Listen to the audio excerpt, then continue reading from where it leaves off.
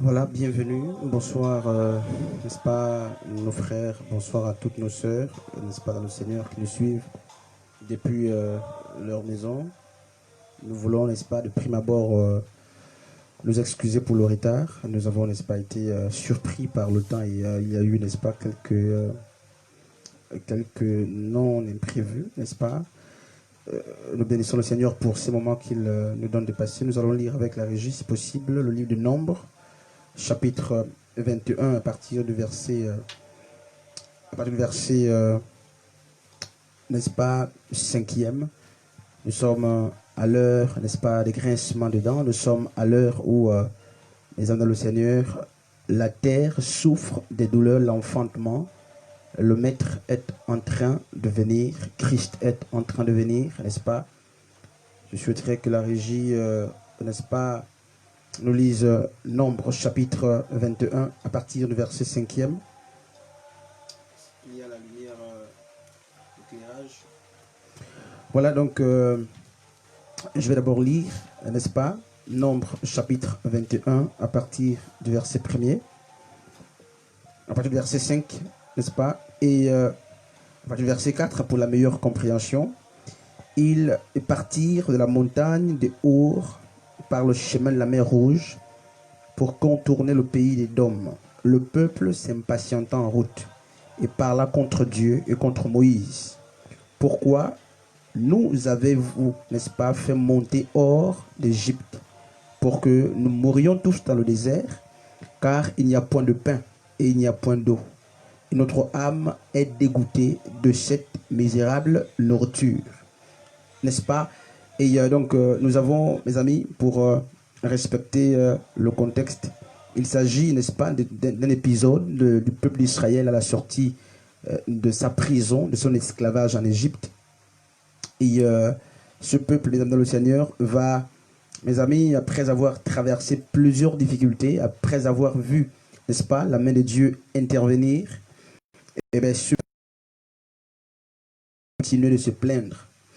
Et lorsqu'on repart dans Nombre, chapitre 18-19, là-bas, on se rend compte justement, depuis même le chapitre 15, on se rend compte que ce peuple, n'est-ce pas, mes amis, évoluait dans les murmures, dans les disputes, dans les divisions.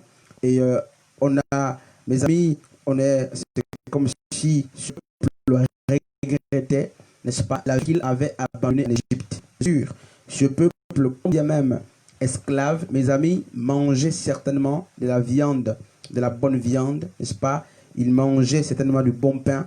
Et voilà, mes amis dans le Seigneur. Et dans le désert, qu'est-ce qui se passe?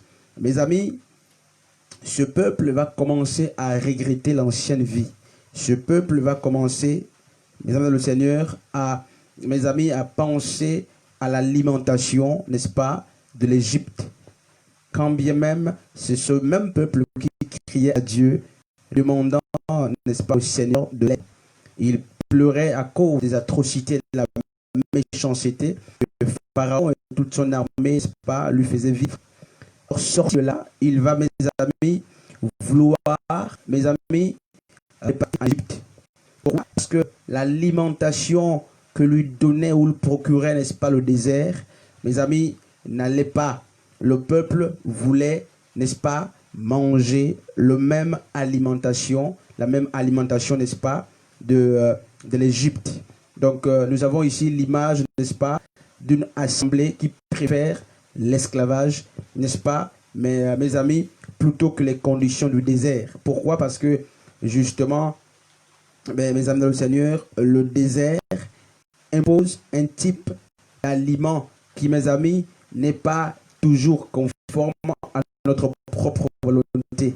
Les aliments que procure le désert sont les aliments, n'est-ce pas, de Dieu. Pourquoi? Parce qu'il faut le rappeler, mes amis, que le désert est cette étape de formation. Le désert est, mes amis, la troisième étape, si vous voulez, n'est-ce pas, après le désert, après l'Égypte. Nous avons, n'est-ce pas, d'abord l'Égypte. Après l'Égypte, nous avons, n'est-ce pas, la mer. Après la mer, nous avons le désert. Et c'est le désert qui nous apprête à rentrer à Canaan.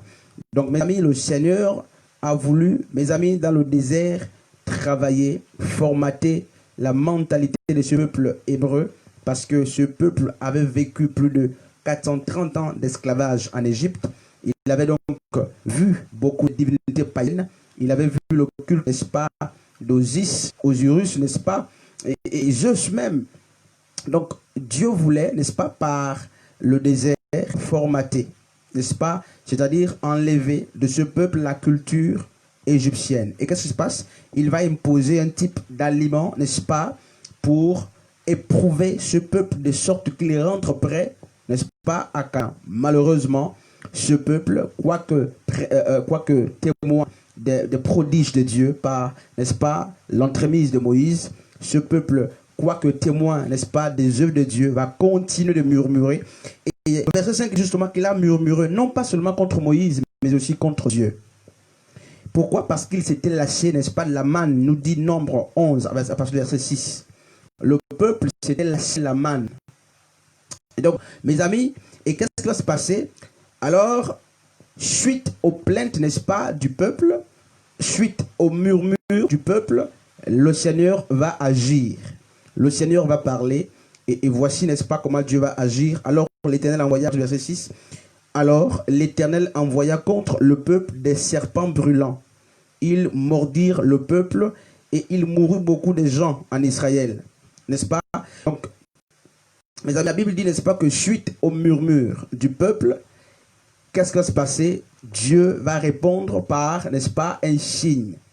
Il va, c'est pas, n'est-ce pas, l'ennemi ici. La Bible dit que Dieu va dépêcher, n'est-ce pas, des serpents brûlants. Ailleurs, c'est écrit que Dieu va envoyer des serpents de rein. Le rein, c'est quoi, mes amis? C'est un métal, c'est le bronze, n'est-ce pas? C'est un métal très solide. Et mes amis, qu'est-ce qui se passe? Alors, l'histoire dit que tous ces serpents vont mordre, n'est-ce pas, ces Hébreux qui sortaient, mes amis, de la captivité égyptienne. Et plusieurs vont mourir. On va lire avec la régie dans Matthieu 23, 23 pour comprendre, n'est-ce pas? Et rappelons-nous de la histoire de l'Éden. La Bible dit que, n'est-ce pas, les premiers êtres ont été aussi mordus par un serpent. Et ces premières morsures du serpent, n'est-ce pas, dès l'origine, mes amis, ont affecté l'homme. Et qu'est-ce qui se passe, mes amis? L'ennemi va continuer, mes amis, de mordre. Et ici, la Bible dit que c'est Dieu lui-même qui va dépêcher contre ce peuple, n'est-ce pas, des serpents brûlants, des serpents de rein.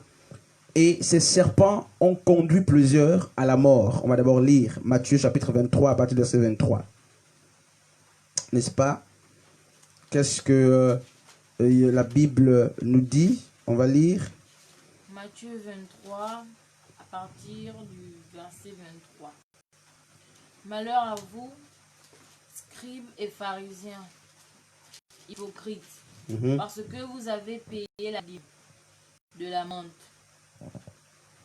de l'ânette et du cumin, et vous laissez les choses les plus importantes de la loi, c'est-à-dire la justice, la miséricorde et la fidélité. Il fallait pratiquer ces choses-là, sans négliger la nature, sans négliger les autres choses. Verset 24. Conducteur aveugle, vous coulez le moucheron et vous engloutissez le chameau. Ok, on peut d'abord s'arrêter par là pendant qu'on prend, n'est-ce pas, 1 Corinthiens chapitre 10. Donc, vous voyez, n'est-ce pas, ailleurs, Dieu va dire à ce peuple, race de vipères, c'est-à-dire race de serpents. Mais en fait, les Écritures nous présentent le serpent comme étant, n'est-ce pas, le mal. Parce que la Bible nous parle du serpent ancien qui est la préfiguration, n'est-ce pas, de Satan. Et qu'est-ce qui se passe? Comment comprendre que pour, n'est-ce pas, juger le peuple, n'est-ce pas, Dieu va-t-il envoyer, n'est-ce pas, les serpents? Et qu'est-ce qui se passe, mes amis? L'histoire de Nombre 21, n'est-ce pas, lorsqu'on continue l'histoire, qu'est-ce qui est dit? La Bible dit que les serpents de rein, les serpents brûlants vont mordre, n'est-ce pas, plusieurs du peuple d'Israël, du peuple hébreu qui sortait justement de la captivité. Et le peuple, n'est-ce pas, va se rendre compte que plusieurs sont en train de mourir et il va s'accourir vers Moïse et va dire à Moïse, à partir du verset 7, le peuple vint à Moïse et dit, nous avons péché contre n'est-ce pas, contre Dieu et contre toi. Prie l'Éternel afin qu'il éloigne de nous ces serpents. Moïse pria le peuple, n'est-ce pas, pria pour le peuple. L'Éternel dit à Moïse, fais-toi un serpent brûlant et place-le sur une perche. Quiconque aura été mordu et le regardera conservera la vie. N'est-ce pas? Voici une histoire qui paraît, n'est-ce pas, à première vue scandaleuse, qui paraît à première vue, n'est-ce pas, un peu confuse. Dieu va laisser dépêcher n'est-ce pas, dépêcher les serpents brûlants, les serpents de rein, pour mordre, n'est-ce pas, son peuple qu'il s'est choisi, un peuple, n'est-ce pas, dont il a écouté les cris. Et la Bible dit que pour guérir, n'est-ce pas, de ces morsures de serpents, des serpents brûlants ou des serpents de rein, mes amis, les Écritures disent que Dieu va demander à Moïse, non pas, mes amis, de fabriquer d'autres serpents, plusieurs serpents, non, cette fois-ci, pour la guérison, n'est-ce pas, face aux morsures des serpents, la Bible dit que Dieu demande à Moïse d'élever un seul serpent de rein. C'est-à-dire que le serpent que Moïse a dépêché, n'est-ce pas, a placé sur la perche, avait, n'est-ce pas, la même nature, n'est-ce pas, mais avait, n'est-ce pas, la même substance spirituelle que les serpents qui avaient mordu, mes amis, le peuple d'Israël. Très scandaleux. Et lorsque certains, n'est-ce pas, lisent ce texte, mes amis, beaucoup, n'est-ce pas, l'interprètent avec, mes amis, des approches qui sont purement humaines, des approches qui sont, n'est-ce pas, charnelles.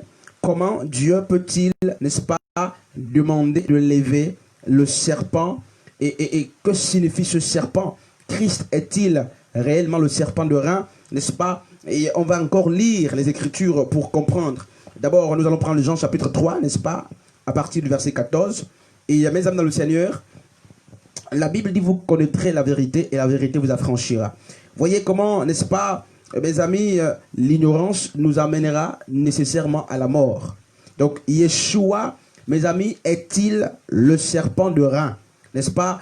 On va d'abord lire Jean 3, n'est-ce pas? C'est le discours de Yeshua, de notre maître, avec n'est-ce pas, le pharisien docteur, un théologien des Écritures, de la Bible, n'est-ce pas? Un grand docteur. Jean 3, à partir du verset 14, je vais lire. Et comme Moïse, n'est-ce pas, éleva le serpent dans le désert, il faut de même que le Fils de l'homme soit élevé, afin que quiconque croit en lui ait la vie éternelle. Voici comment, n'est-ce pas, Yeshua est en train d'enseigner un des grands pharisiens de l'époque, un docteur de la loi, Nicodème, n'est-ce pas? Et qu'est-ce qui se passe?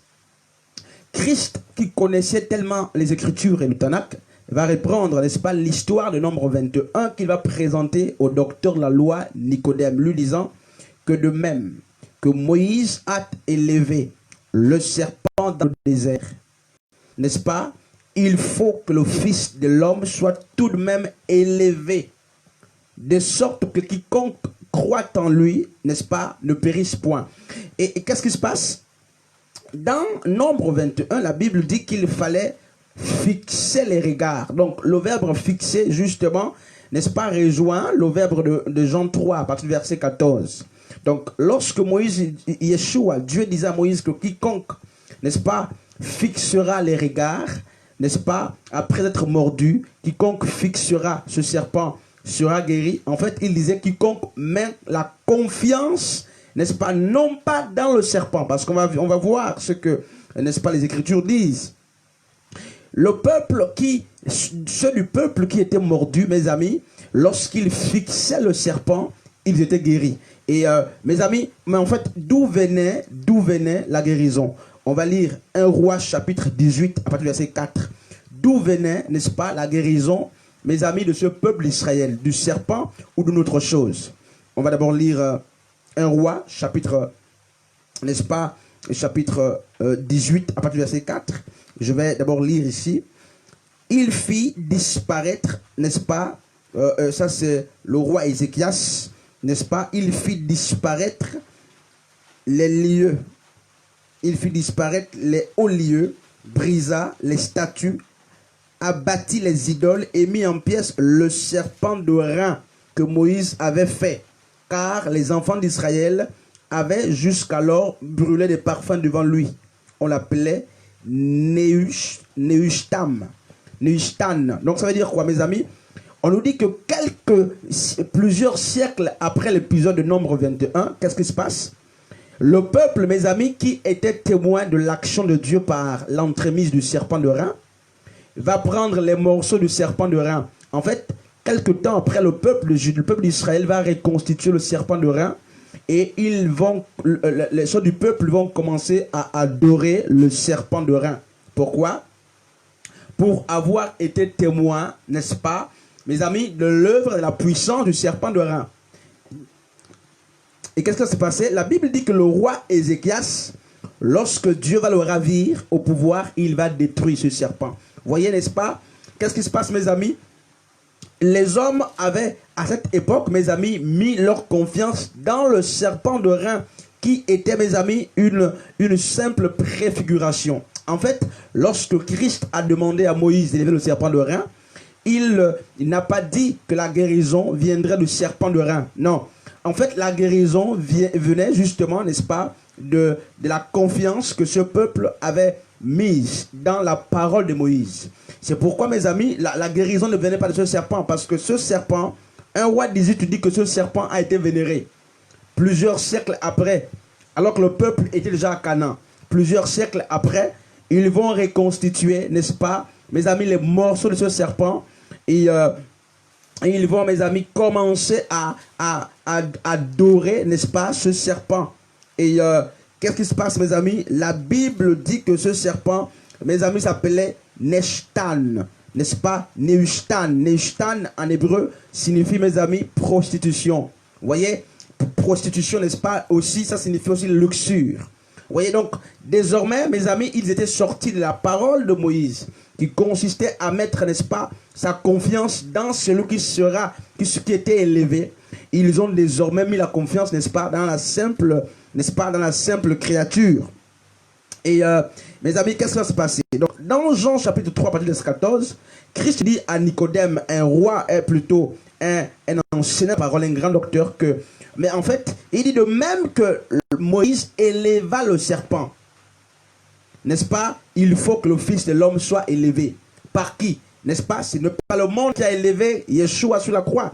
Parce que le serpent de rein n'a pas été élevé par, n'est-ce pas, le monde. Le serpent de rein a été mis sur la perche par Moïse. Donc, Moïse qui était, n'est-ce pas, une représentative de Dieu, va, n'est-ce pas, lever, n'est-ce pas, Christ à la croix. Et qu'est-ce qui se passe? Donc, Yeshua était en train de dire à Nicodème que l'épisode de Moïse, dans, n'est-ce pas, Nombre, chapitre 21, à partir du verset, mes amis, à partir du verset 9, 5 à 9, était une prophétie qui annonçait, n'est-ce pas, l'épisode par lequel le monde passerait pour être sauvé. Vous direz, mais nous ne sommes pas mordus, mes amis, mais depuis Adam et Ève, mes amis, toute la créature humaine, toute la création humaine, mes amis, a la morsure ou le venin du serpent. Souvenez-vous que le serpent a séduit Ève et Adam. Et la séduction, mes amis, c'est la morsure. Et donc, tout ce que nous faisons, mes amis, tout ce qui existe en tant qu'être, mes amis, à leur naissance, porte, n'est-ce pas, mes amis, le venin. Porte, n'est-ce pas, le venin du serpent. Le serpent a mordu, n'est-ce pas, l'humanité. Et la politique nous a mordu. Mes amis, l'argent nous a mordu. Et qu'est-ce qui se passe? Yeshua dit, il faut, n'est-ce pas, que nos regards soient fixés. Cette fois-ci, non pas vers le serpent, parce que l'assemblée d'Israël dans le désert, mes amis, était en train de, n'est-ce pas, était la préfiguration de l'église. Et cette église, cette assemblée, d'autrefois, a fixé le serpent, et elle a mis la confiance dans le serpent. Et qu'est-ce qui se passe? Mes amis, cette assemblée, au lieu d'adorer, n'est-ce pas, le Créateur, c'est-à-dire au lieu de vouer un culte à celui qui avait élevé, qui avait demandé d'élever le serpent, ce peuple va adorer le serpent lui-même. Et remarquez ce qui se passe, mes amis, lorsque Dieu dit à Moïse, élève le serpent de rein, qu'est-ce qui s'est passé, mes amis? Moïse ne s'est pas lui-même représenté. Moïse n'a pas élevé un autre serpent.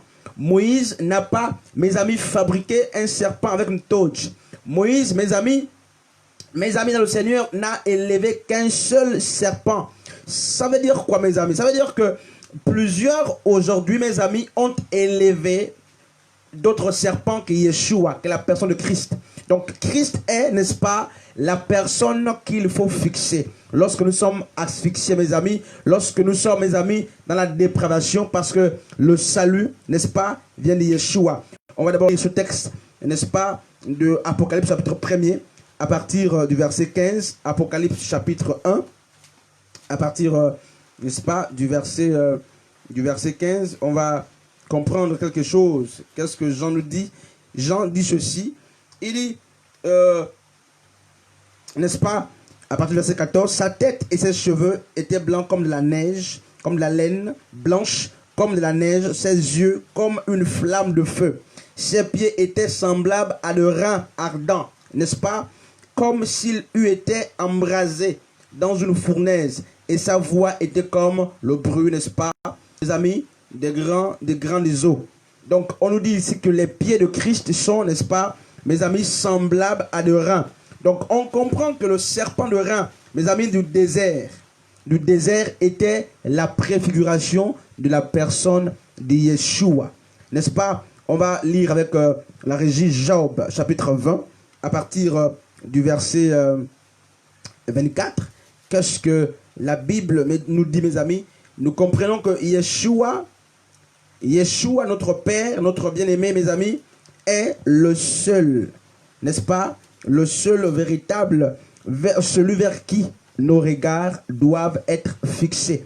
N'est-ce pas? Moïse a élevé un seul serpent, alors que les pasteurs se sont élevés eux-mêmes. Les pasteurs ont élevé plusieurs autres serpents. Mes amis, c'est pourquoi il n'y a plus de guérison. C'est pourquoi l'âme n'est plus guérie. Pourquoi? Parce que on leur présente plusieurs serpents. Écoutez, mes amis, on va comprendre une chose très importante. Le seul serpent de rein, n'est-ce pas, de qui dépendait la guérison, n'est-ce pas, de ceux qui étaient mordus, est aussi l'image du seul chemin. Yeshua est le chemin véritable, l'unique chemin, n'est-ce pas, qui donne la vie, l'unique chemin qui amène au Père. D'après, n'est-ce pas, Jean 14, 6, il dit, je suis le chemin. C'est-à-dire qu'à part Yeshua, il n'y a point un autre chemin. N'est-ce pas, Job 20, à partir du verset 24. On va comprendre quelque chose là-bas. S'il s'enfuit devant les armes du fer, l'arc d'airain le transpercera. Verset 25. La flèche lancée contre lui. Là, on peut reprendre le verset 24. Au verset 24. S'il s'enfuit devant les armes de fer, l'arc d'airain le transpercera. Donc, l'arc de rein, mes amis, donc le rein était quoi? N'est-ce pas la matière qu'on appelle le rein? Les reins, c'est quoi, mes amis? Pendant qu'on prend le texte de Genèse chapitre 3, partir du verset 14, le rein, n'est-ce pas, le métal qu'on appelle le rein, n'est-ce pas, qui, n'est-ce pas, de quoi était formé le serpent dans le désert, dans Nombre 21. Le rein, en fait, c'est le symbole du jugement, n'est-ce pas? C'est pourquoi la Bible dit que Yeshua, n'est-ce pas, la postérité de la femme va écraser la tête du serpent. Or, lorsqu'on parle de la postérité de la femme, on parle d'abord d'une manière naturelle, on parle d'Israël qui est sorti, n'est-ce pas, mes amis, de Ève, n'est-ce pas? On parle de l'Église aussi.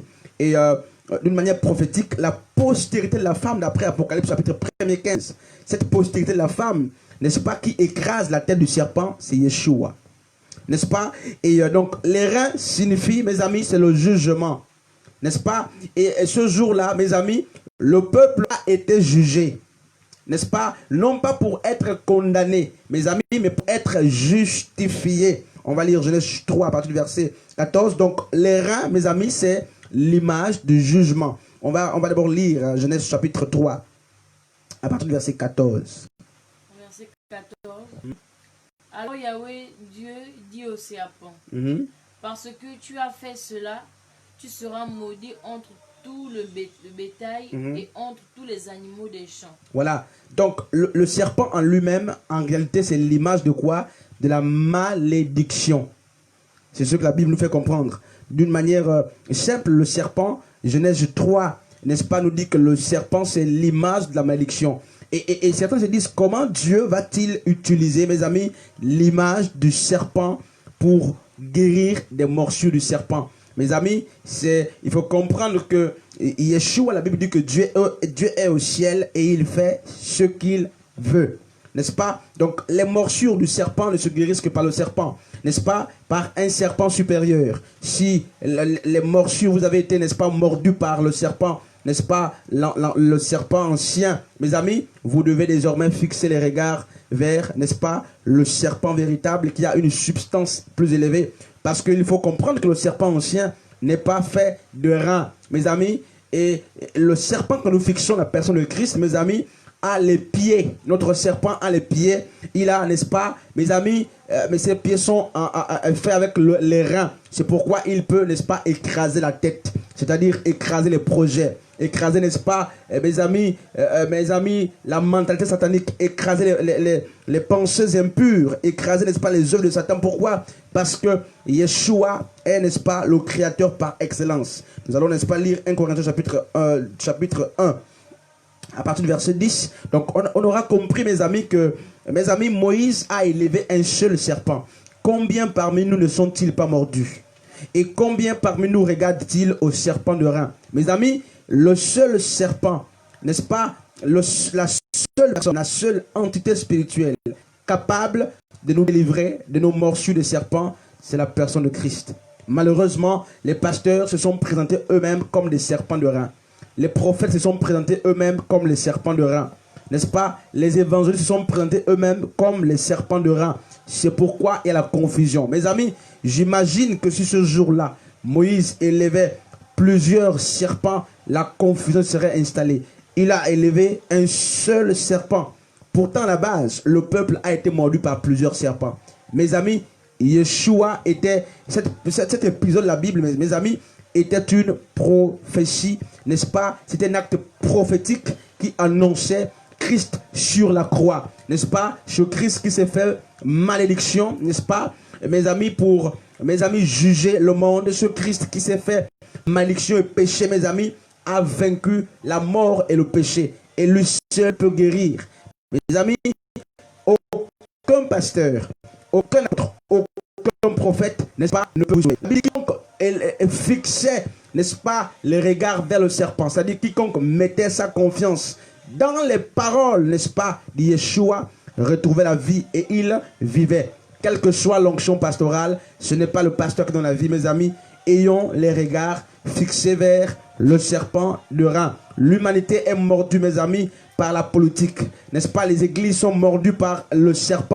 N'est-ce pas? Il faut un serpent supérieur. Il faut un autre serpent. La personne de Yeshua. N'est-ce pas? 1 Corinthiens chapitre 1, à partir du verset 18. À partir du verset 18.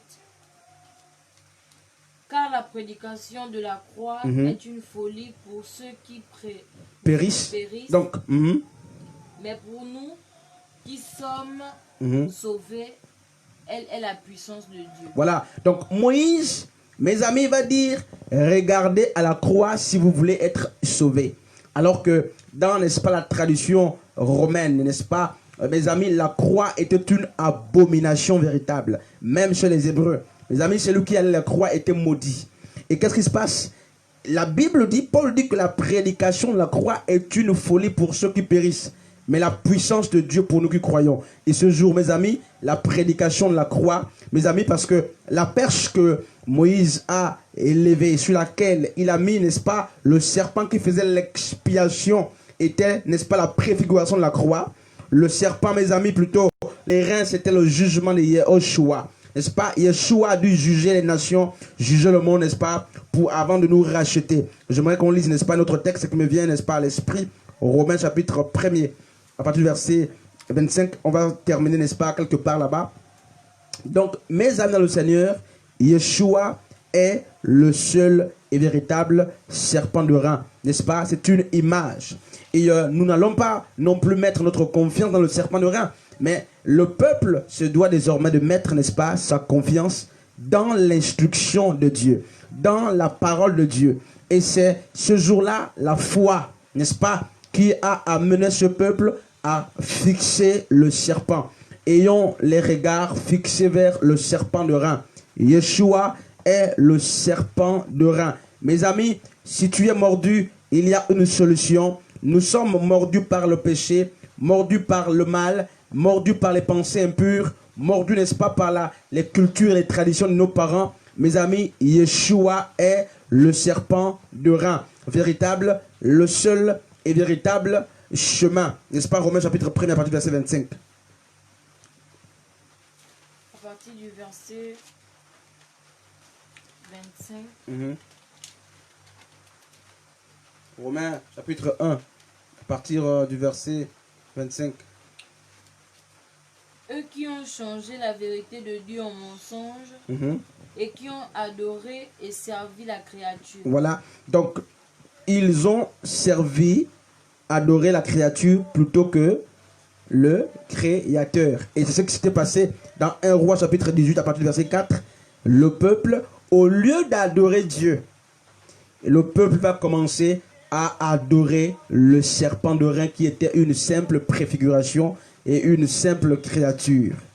Et qu'est-ce qui va se passer?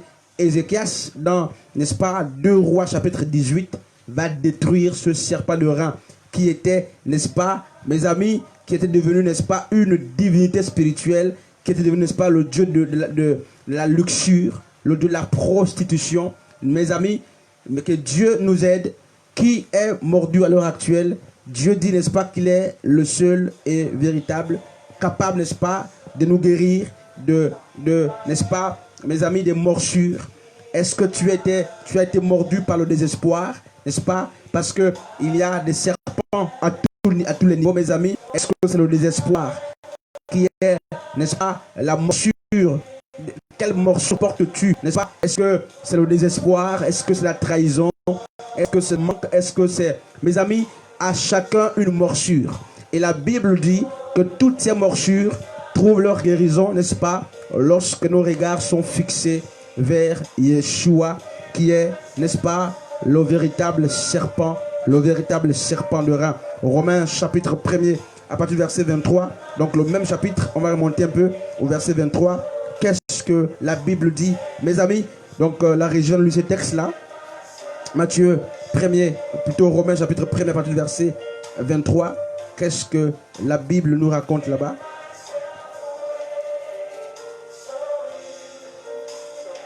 À partir du verset 23. Et ils ont changé la gloire de Dieu, incorruptible, image, représentant l'homme au type et les oiseaux, et des quadrupèdes, et des reptiles. Voilà, donc mes amis, voici comment, pour avoir mal compris ce passage de Nombre, mes amis, vous allez trouver les photos de Branham dans les lieux d'église. Voici comment les gens ont changé la gloire de Dieu par des images. Voici comment les gens adorent la créature plutôt que le Créateur. De même que ce peuple a fini plusieurs siècles après par adorer, n'est-ce pas, la créature, c'est-à-dire le serpent de rein qui n'était qu'une simple matière. Plusieurs aujourd'hui, mes amis, adorent les personnes que Dieu élève. Plusieurs adorent, mes amis, leur père spirituel, leur mère spirituelle, plutôt que de mettre, n'est-ce pas, leur confiance, n'est-ce pas, dans la personne de Yeshua. Et rappelez-vous que ce jour-là, mes amis, Moïse ne s'est pas élevé lui-même. Donc Dieu peut vous utiliser, mes amis, mais que ceux qui sont utilisés par Dieu, n'est-ce pas, respectent et suivent les instructions de Yeshua. Moïse n'a pas dit je vais prendre la place de Dieu. Moïse ne s'est pas élevé lui-même parce que Moïse ne peut pas donner la vie.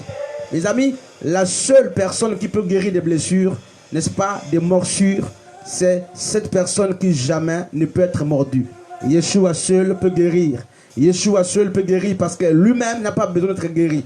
Les pasteurs, je disais, ne peuvent pas guérir, n'est-ce pas? Parce qu'un seul, mes amis, donne la vie. Et la Bible dit dans Jean 3,16 que car Dieu a tant aimé le monde qu'il a donné son Fils unique. Donc ce jour-là, le serpent de rein était, n'est-ce pas, le Fils unique de Dieu, qui était, n'est-ce pas, mes amis, préfiguré. N'est-ce pas? Il a donné son Fils unique afin que quiconque croit en lui. Mes amis, quiconque croit en lui. Donc Yeshua, mes amis, s'adresse aussi, mes amis, à toute la terre. Christ s'adresse à tout, n'est-ce pas, à toutes les ethnies, n'est-ce pas? Il s'adresse à toutes les, il dit quiconque. C'est-à-dire que Yeshua n'a pas prédestiné certains, choisi d'avance certains pour l'enfer, choisi d'autres pour le paradis. Mes amis, il dit quiconque. Dans le quiconque, mes amis, tout le monde peut se retrouver. Les prostituées, n'est-ce pas, les meurtriers. Mes amis, Yeshua dit quiconque croit en lui ne périsse point, mais qu'il ait la vie éternelle. Ayons, mes amis, les regards fixés vers la personne de Christ, n'est-ce pas, notre véritable serpent de rein. Que Dieu nous bénisse. C'était une exhortation. On se retrouve prochainement, n'est-ce pas, selon que Dieu nous fera grâce.